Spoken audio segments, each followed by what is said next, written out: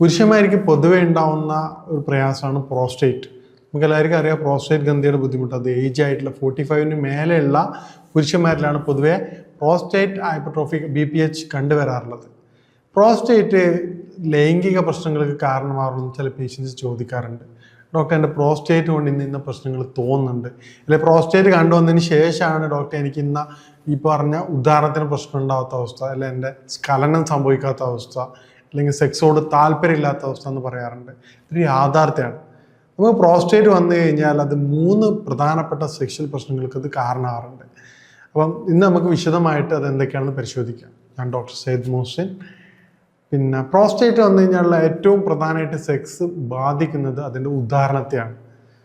അത് പ്രധാനമായിട്ടും 3 തരത്തിലാണ് അത് ബാധിക്കുന്നത്. കാരണം ഒന്ന്, പ്രഷർ കൊണ്ട്, പെൽവിക് പ്രഷർ കൊണ്ട് ഉദാഹരണം ലഭിക്കാത്തൊരവസ്ഥ വരും. പിന്നെ ഹോർമോണൽ ആക്ടിവിറ്റീസ് കൊണ്ട് അത് ഉദാഹരണം ലഭിക്കാത്തൊരവസ്ഥ വരും. രണ്ടാമത്തെ ഒരു കാരണമാണ് ഇജക്ഷൻ നടത്താത്തത്, അതായത് സ്ഖലനം നടക്കാത്തൊരവസ്ഥ. പ്രോസ്റ്റേറ്റിന് നമ്മളതിനുള്ളവർക്ക് എന്ത് ചെയ്യില്ല, കൃത്യമായിട്ട് സ്ഖലനം നടക്കാത്തത്. കാരണം എന്ന് പറഞ്ഞാൽ പ്രോസ്റ്റേറ്റ് ഗ്രന്ഥിയുടെ ബ്ലോക്കേജ് കാരണം അത് പ്രധാനപ്പെട്ട കാരണമാണ്. സ്ഖലനം നടക്കാത്ത ഒരു സാറ്റിസ്ഫാക്ഷൻ കിട്ടാത്തൊരവസ്ഥ. പിന്നെ ചില മെഡിസിൻ്റെ കോംപ്ലിക്കേഷൻ കാരണം എന്ത് ചെയ്യും, പ്രോസ്റ്റേറ്റിൻ്റെ സ്ഖലനം സംഭവിക്കാത്തൊരവസ്ഥ വരും. അതുപോലെ സ്ഖലനം സംഭവിക്കുന്ന പകരം ബാക്കിലേക്ക് അത് പോവുകയും ചെയ്യാം. മൂന്നാമത്തുള്ള പ്രശ്നമാണത് സൈക്കോളജിക്കലുള്ള ഫാക്ടേഴ്സ്. ഏറ്റവും പ്രധാനമാണ് സ്ട്രെസ്സ്. കാരണം എന്ത് ചെയ്യും, ഈ ഒരു ബുദ്ധിമുട്ട് കൊണ്ട് എന്നെ കൊണ്ടത് പറ്റൂലേ എന്നുള്ളൊരു ടെൻഷനോട് കൂടിയിട്ട് സെക്സോട് തീരെ താല്പര്യമില്ലാത്തൊരവസ്ഥ വരും. പിന്നീട് ഉണ്ടാകുന്നതാണ് ടയർഡ്നെസ്. കാരണം എന്താണ്, രാത്രി കാലങ്ങളിൽ 1-2 പ്രാവശ്യം അല്ലെങ്കിൽ 2-3 പ്രാവശ്യം എഴുന്നേറ്റിട്ട് മൂത്രമൊഴിക്കേണ്ടി വരും. അത് നോർമൽ സ്ലീപ്പിനെ ഡിസ്റ്റർബ് ചെയ്യും. ഇതെന്ത് ചെയ്യും, ഈ പറഞ്ഞ കാര്യങ്ങൾ. ഇനി പ്രോസ്റ്റേറ്റിൻ്റെ BPHൻ്റെ ബിനൈൻ പ്രോസ്റ്റേറ്റ് ഹൈപ്പർട്രോഫിയുടെ പ്രധാനപ്പെട്ട കാരണങ്ങൾ എന്തൊക്കെയാണെന്ന് നമുക്ക് പരിശോധിക്കാം. ഏറ്റവും പ്രധാനപ്പെട്ട കാരണം ഹോർമോണൽ ഇംബാലൻസിങ് ആണ്. നമുക്ക് എല്ലാവർക്കും അറിയാം, ഏജ് വർദ്ധിക്കുന്നതിനനുസരിച്ച് പുരുഷന്മാരിലെ ടെസ്റ്റോസ്റ്റിറോണിൻ്റെ അളവ് കുറയുകയും ഈസ്ട്രോജൻ്റെ അളവ് അവിടെ നിലനിൽക്കുകയും ചെയ്യും. ഈ ടെസ്റ്റോസ്റ്റിറോണിൻ്റെ അളവ് പ്രോസ്റ്റേറ്റിൻ്റെ ഗ്രോത്ത് വർധനവിന് കാരണമാവും. ഇതാണ് ഏറ്റവും പ്രധാനപ്പെട്ട കാരണം. രണ്ടാമതാണത് പിന്നെ ഏജിങ് ഫാക്ടർ. ഏജിങ് ഫാക്ടർ എന്ന് പറഞ്ഞു കഴിഞ്ഞാൽ നമ്മുടെ ഇപ്പം നോർമൽ ആയിട്ടുള്ള പ്രോസ്റ്റേറ്റ് സെൽസിൻ്റെ ഡെത്ത് ഉണ്ട്, അതും അതുപോലെ തന്നെ പുതിയ സെൽസിൻ്റെ ഗ്രോത്തും തമ്മിലുള്ള ബാലൻസിങ് ഇല്ലാത്തൊരവസ്ഥ. കാരണം ഡെത്ത് സംഭവിക്കാതെ വരികയും പുതിയ ഗ്രോത്ത് കൂടുതൽ വരികയും ചെയ്യുന്നത് പ്രോസ്റ്റേറ്റ് ഹൈപ്പർട്രോഫിയുടെ ഏറ്റവും പ്രധാനപ്പെട്ട കാരണം, പ്രോസ്റ്റേറ്റ് ഗ്രന്ഥിയുടെ വീക്കത്തിൻ്റെ ഏറ്റവും പ്രധാനപ്പെട്ട ഒരു കാരണമാണ്. മൂന്നാമത്തെ ഏറ്റവും പ്രധാനപ്പെട്ട കാരണം ക്രോണിക് ഇൻഫ്ലമേറ്ററി കണ്ടീഷൻസ്. ശരീരത്തിൽ തുടർച്ചയായിട്ടുണ്ടാകുന്ന ഇൻഫ്ലമേഷനും ഇൻഫെക്ഷനും ക്രോണിക് പ്രോസ്റ്റേറ്റിൻ്റെ കാരണം. പിന്നെ മെറ്റബോളിക് ഡിസോർഡേഴ്സ്. കാരണം എന്താണ്, നമ്മുടെ ഇന്നത്തെ സെഡൻറ്ററി ലൈഫ് സ്റ്റൈൽ, കൂടുതൽ ആയിട്ടുള്ള ഭക്ഷണങ്ങൾ, ഇപ്പം റെഡ് മീറ്റ്സ് കൂടുതലായിട്ട് കഴിക്കുക, അത് ഈ പറയുന്ന BPHന് കൂടുതലായിട്ട് കാരണമാണ്. പ്രോസ്റ്റേറ്റിൻ്റെ വളർച്ചയ്ക്ക് അത് വളരെയധികം സഹായം ചെയ്യുന്നുണ്ട്. പിന്നെ ഉണ്ടാകുന്ന നമ്മുടെ സെഡൻറ്ററി ലൈഫ് സ്റ്റൈൽ, കൂടുതൽ ലോങ് ടൈം സിറ്റിങ് ഇതിൻ്റെ പ്രഷർ, പെൽവിക് പ്രഷർ കൂട്ടുകയും അത് ഇതിന് പ്രധാനപ്പെട്ട കാരണമായിട്ട് കണ്ടുവരാറുണ്ട്. ഇനി എന്തൊക്കെയാണ് അതിൻ്റെ സൈൻ ആൻഡ് സിംറ്റംസ് എന്ന് നമുക്ക് നോക്കാം. പ്രോസ്റ്റേറ്റ് ഗ്രന്ഥിയുടെ കംപ്ലൈൻറ്റ് ഉണ്ടാകുന്ന പ്രധാനപ്പെട്ട സൈൻ ആൻഡ് സിംറ്റംസ്. ഏറ്റവും പ്രധാനപ്പെട്ട ലക്ഷണം എന്ന് പറയുന്നത് തുടർച്ചയായിട്ടുണ്ടാകുന്ന മൂത്രമൊഴിക്കാനുള്ള ഒരു ടെൻഡൻസിയാണ്, യൂറിനേഷനും പോകാനുള്ള ടെൻഡൻസി. മൂത്രമൊഴിക്കുമ്പോഴുള്ള പ്രയാസം എന്ന് പറഞ്ഞാൽ പേഷ്യൻസ് പറയാറുണ്ട്. ഡോക്ടർ രാവിലെ ചില പേഷ്യൻസ് അറിയാത്ത, പ്രോസ്റ്റേറ്റ് ആണെന്ന് അറിയാത്ത പേഷ്യൻസിനോട് നമ്മൾ ഹിസ്റ്ററി എടുക്കുന്ന സമയത്ത് അവർ പറയാം, ഡോക്ടർ രാവിലെ അല്ലെങ്കിൽ മൂത്രമൊഴിക്കുന്ന സമയത്ത് ഫസ്റ്റ് ഒരു ശക്തി ഇല്ലാത്ത ഒരു ഫ്ലോ ഉണ്ടാവും, പിന്നീട് മാത്രമേ എനിക്ക് ഒരു ബലം കിട്ടുള്ളൂ. അതിൻ്റെ കാരണം എന്താണെന്ന് പറഞ്ഞു കഴിഞ്ഞാൽ പ്രോസ്റ്റേറ്റ് ഗ്രന്ഥിയുടെ ആ ഒരു വീക്ക്നെസ്, എൻലാർജ്മെൻറ്റ് കാരണം കംപ്ലീറ്റ് യൂറിനേഷൻ സംഭവിക്കാത്തൊരവസ്ഥ വരും. കാരണം എന്താണ്, പേഷ്യൻസിനോട് ചോദിച്ചാൽ നമുക്ക് മനസ്സിലാവും ഏത് സമയത്തിന് സാറ്റിസ്ഫാക്ഷൻ ഉണ്ടാവില്ല അവർക്ക്. കംപ്ലീറ്റ് ചെയ്തിപ്പം ഒതു കൊടുക്കേണ്ട മുസ്ലിംസ് ആയിട്ടുള്ള പേഷ്യൻസാണ്, അവർക്ക് മനസ്സിലാവും യൂറിൻ കംപ്ലീറ്റ് പാസ്സാകാത്ത അവസ്ഥ വരും. അപ്പോൾ അവരെന്ത് ചെയ്യും, ടിഷ്യൂ പേപ്പറൊക്കെ വെച്ചിട്ട് അഡ്ജസ്റ്റ് ചെയ്യും. ഇതിൻ്റെ കാരണം എന്താണ്, ഈ പ്രോസ്റ്റേറ്റ് ഗ്രന്ഥിയുടെ യൂറിൻ കംപ്ലീറ്റ് പാസ്സാകാതെ അവിടെ പെൻഡിങ് ആയിട്ട് നിൽക്കും. കുറേ പ്രസ് ചെയ്ത് കഴിഞ്ഞാലും കുറച്ച് വരുന്നല്ലാതെ എന്നാലും അവിടെ ഒരു ബാലൻസിങ് ആയിട്ട് കിടക്കും. അവർക്ക് ഫീൽ ആവും, പക്ഷെ എത്ര പ്രഷർ ചെയ്ത് കഴിഞ്ഞാലും പുറത്ത് വരാത്തൊരവസ്ഥ. ഇതാണ് നേരത്തെ പറഞ്ഞ രണ്ടാമത്തെ യൂറിൻ സ്റ്റാർട്ട് ചെയ്യുമ്പോൾ എന്ത് ചെയ്യും, നേരത്തെ ആ യൂറിൻ എത്തുന്നൊരു പ്രഷറും ഉണ്ട്, എന്ത് ചെയ്യും, പ്രോസ്റ്റേറ്റ് നേരത്തെ ബ്ലോക്കായി കിടക്കുന്ന യൂറിൻ പെട്ടെന്ന് തന്നെ പാസ് ചെയ്ത് പോകും. അപ്പോൾ അത് നമുക്ക് കൺട്രോൾ കിട്ടില്ല. യൂറിൻ ശരിക്കും പെന്നീസ് നമ്മൾ സ്ട്രോങ് ആയിട്ട് നോർമലായിട്ട് എന്ത് ചെയ്യും, അത് പോകുന്നതായിരിക്കും. പക്ഷെ അത് വളരെ കൺട്രോൾലെസ് ആയിട്ട് ഫോഴ്സ് കുറവായിട്ടാണ് അത് പോകാറ്. ഇതാണ് ഏറ്റവും പ്രധാനപ്പെട്ട ലക്ഷണം. രണ്ടാമത്തെ പ്രധാനപ്പെട്ട ലക്ഷണം റിക്കറൻ്റ് ആയിട്ട് മൂത്രമൊഴിക്കാനുള്ള ടെൻഡൻസി. രാത്രി ഇപ്പം ഡയബറ്റിക് കാര്യങ്ങൾ ചെക്ക് ചെയ്തിട്ട് അത് നോർമൽ ആണെങ്കിൽ തുടർച്ചയായിട്ട് നിങ്ങൾ മൂത്രമൊഴിക്കുന്നുണ്ടെങ്കിൽ അത് BPHൻ്റെ പ്രോസ്റ്റേറ്റ് ഗ്രന്ഥി വീക്കത്തിൻ്റെ ഏറ്റവും പ്രധാനപ്പെട്ട കാരണമാണ്. പ്രോസ്റ്റേറ്റിൻ്റെ ചില പേഷ്യൻസ് പറയുന്ന ബുദ്ധിമുട്ടാണ്, ഡോക്ടർ സിവിയർ ആയിട്ടുള്ള വേദന ഉണ്ടാവാറെന്ന് പറയും.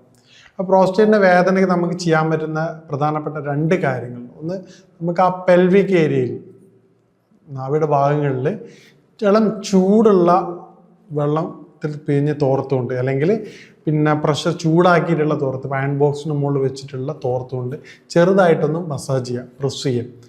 അതോടൊപ്പം തന്നെ ചെറുതായിട്ടുള്ള ലൈറ്റ് ചൂടിൽ ഒലിവ് ഓയിൽ ചെറുതായിട്ട് മസാജ് ചെയ്യുന്നതും ഇൻഫ്ലമേഷൻ കുറക്കാൻ സഹായിക്കും. അത് നേരത്തെ പറഞ്ഞ വേദന കുറക്കാൻ വളരെയധികം ഹെൽപ്പാക്കും.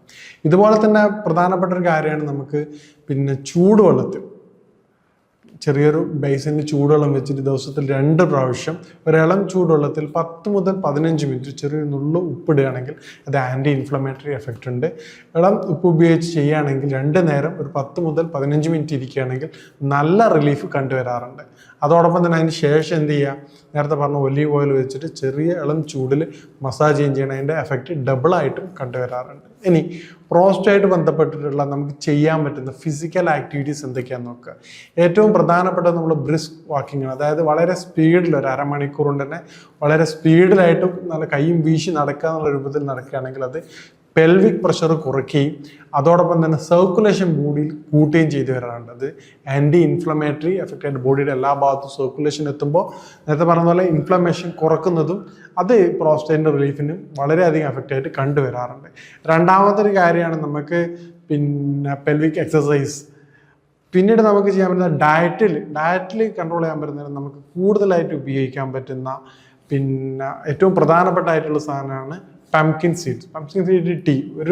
ഒരു ഗ്ലാസ് പംകിൻ സീഡ്, അതായത് 1 ടീസ്പൂണ് പംകിൻ സീഡ് ചൂടാക്കിക്കൊണ്ട് 2 ഗ്ലാസ് വെള്ളത്തിൽ തിളപ്പിച്ചതിന് ശേഷം അത് കുറുകി 1 ഗ്ലാസ് കുടിക്കുന്നത് വളരെയധികം എഫക്റ്റീവാണ്. കാരണം എന്താണെന്ന് ഇതിൽ പംകിൻ കണ്ടിരുന്ന സിങ്ക് ഇതിൻ്റെ നേരത്തെ പറഞ്ഞ ആൻറ്റി ഓക്സിഡൻ്റ് എഫക്റ്റ് കൊണ്ട് ഇതിൻ്റെ സ്വെല്ലിങ് കുറയ്ക്കുകയും ആ ഇൻഫ്ലമേഷൻ വളരെയധികം കുറയ്ക്കുന്നതായിട്ട് കണ്ടുവരാറുണ്ട്.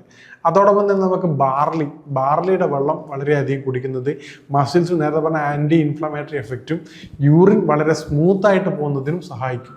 ഇത് രണ്ടും നമ്മൾ ഡയറ്റിൽ നിർബന്ധമായിട്ട് ഉൾപ്പെടുത്തേണ്ടതാണ്. കാരണം നോർമൽ അല്ലാത്ത ഡയറ്റിൻ്റെ ഭക്ഷണ ക്രമീകരണം വിശദമായിട്ട് വിശദീകരിക്കുന്നുണ്ട്. അതല്ലാതെ നമുക്ക് വീട്ടിൽ നിന്ന് തന്നെ ചെയ്യാൻ പറ്റുന്ന ഏറ്റവും പ്രധാനപ്പെട്ട 2 കാര്യങ്ങളാണിത്. പിന്നീട് നമ്മൾ ഭക്ഷണത്തിൽ ഏറ്റവും പ്രധാനമായിട്ട് ശ്രദ്ധിക്കേണ്ടത് ഡ്രൈ ഫ്രൂട്ട്സിലുള്ള അത്തിപ്പഴം വളരെ എഫക്റ്റീവാണ്. ഈ പറഞ്ഞ പ്രോസ്റ്റേറ്റിൻ്റെ തടിപ്പിന് അത്തിപ്പഴം കഴിക്കുന്നത് അതിൻ്റെ പ്രോസ്റ്റേറ്റിൻ്റെ തടിപ്പ് വളരെയധികം കുറഞ്ഞു വരുന്നതായിട്ട് ചില പേഷ്യൻസിൽ കണ്ടുവരാറുണ്ട്. അതോടൊപ്പം തന്നെ നമ്മളിപ്പോൾ ഈ പറഞ്ഞ റെഡ് മീറ്റ്സ് പൂർണ്ണമായിട്ടും ഒഴിവാക്കേണ്ടതാണ്. അത് നേരത്തെ ഈ പറഞ്ഞ കാര്യങ്ങൾ ഇത് കൂട്ടുകയും ചെയ്യുന്നുണ്ട്.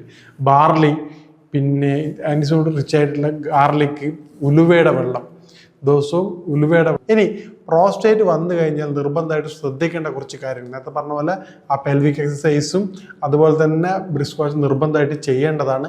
അതോടൊപ്പം തന്നെ ഏറ്റവും പ്രധാനമായിട്ട് നമ്മൾ ചെയ്യേണ്ട പ്രധാനപ്പെട്ട കാര്യം എന്ന് പറഞ്ഞാൽ കൃത്യമായിട്ടുള്ള ഇടവേളയിൽ യൂറിൻ നിങ്ങൾ പരിശോധിക്കേണ്ടതാണ്. അതോടൊപ്പം തന്നെ യൂറിനിലുള്ള ഈ പെയിനും തുടർച്ചയായിട്ടുണ്ടാകുന്ന പനി, അതുപോലെ ബ്ലഡ്, ഇവ കാണുകയാണെങ്കിൽ നിർബന്ധമായിട്ട് നിങ്ങൾ ഡോക്ടറെ കൺസൾട്ട് ചെയ്യേണ്ടതാണ്. അതോടൊപ്പം തന്നെ വളരെ സ്മൂത്ത് ആയിക്കൊണ്ടുള്ള ഡ്രസ്സുകൾ, അടിവസ്ത്രങ്ങൾ ധരിക്കാൻ പ്രത്യേകം ശ്രദ്ധിക്കേണ്ടതാണ്. യൂറിൻ യാതൊരു കാരണവശാലും ബ്ലോക്ക് ആവാതെ കൃത്യമായ ഇടവേളയിൽ യൂറിനേഷൻ നടത്താൻ നിർബന്ധമായിട്ടും ശ്രദ്ധിക്കേണ്ടതാണ്. നേരത്തെ പറഞ്ഞ ആ പെൽവിക് മസാജും അതുപോലെ സിറ്റ് ബാത്തും നിങ്ങൾ നിർബന്ധമായിട്ടും ചെയ്യുകയാണെങ്കിൽ നിങ്ങളുടെ പ്രോസ്റ്റേറ്റായിട്ട് ബന്ധപ്പെട്ട പ്രശ്നങ്ങൾ നിങ്ങൾക്ക് പൂർണ്ണമായിട്ടും മാറ്റിയെടുക്കാവുന്നതിന് സർജറി ചെയ്ത് കഴിഞ്ഞാൽ പോലും ചില കേസിൽ ചില പേഷ്യൻസ് പറയാറുണ്ട്, ഡോക്ടറെ സർജറി ചെയ്തിരുന്നു പക്ഷേ വീണ്ടും അതേ ബുദ്ധിമുട്ട് വന്നിട്ടുണ്ട്. നേരത്തെ പറഞ്ഞാൽ എൻലാർജ്മെൻ്റ് ആണ് അതിൻ്റെ കാരണം. അതിൻ്റെ ലൈഫ് സ്റ്റൈൽ കാര്യങ്ങൾ നിങ്ങൾ പിന്തുടരുകയാണെങ്കിൽ വീണ്ടും അതേ അവസ്ഥ നിങ്ങൾക്ക് തിരിച്ചു വരും. അതുകൊണ്ട് നേരത്തെ പറഞ്ഞ കാര്യങ്ങൾ നിർബന്ധമായിട്ട് ഒഴിവാക്കേണ്ടതാണ്. അതോടൊപ്പം തന്നെ ലോങ് സ്റ്റാൻഡിംഗ് ഉള്ള ഒരു വ്യക്തിയാണെങ്കിൽ ഓരോ ഹാഫ് ആൻ അവറിന് ശേഷം ചെറിയ ബ്രേക്ക് കൊടുത്തുകൊണ്ട് അത് നിങ്ങളുടെ പെൽവിക് പ്രഷർ കുറക്കാൻ സഹായിക്കും. ഈ പറഞ്ഞ രൂപത്തിൽ നിങ്ങൾ ശ്രദ്ധിക്കുകയാണെങ്കിൽ നിങ്ങൾക്ക് പ്രോസ്റ്റേറ്റിൻ്റെ ഗ്രന്ഥിയുടെ വീക്കവും അതോടനുബന്ധിച്ചുണ്ടാകുന്ന മറ്റ് പ്രശ്നങ്ങളും നേരത്തെ പറഞ്ഞ കോംപ്ലിക്കേഷൻസും നിങ്ങൾക്ക് പൂർണ്ണമായിട്ടും ഒഴിവാക്കുന്നതാണ്. ഇനി മറ്റൊരു ഹെൽത്ത് വിഷയമായിട്ട് കാണാം. നന്ദി.